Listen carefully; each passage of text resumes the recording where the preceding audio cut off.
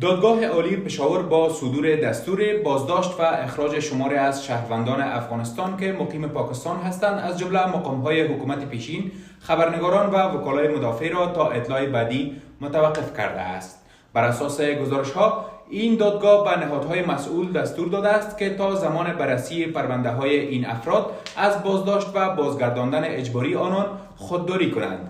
گفته می شود این تصمیم در پی افزایش نگرانی‌ها درباره وضعیت امنیتی و حقوقی پناهجویان افغانستان به ویژه فعالان رسانه‌ای و وکلای مدافع و مقام‌های حکومت پیشین اتخاذ شده است. با این حال جزئیات کامل این دستور و مدت اعتبار آن تا هنوز به طور رسمی از سوی دادگاه پشاور یا دولت پاکستان منتشر نشده و مقام‌های پاکستانی نیز تا کنون در این باره اظهار نظر نکرده.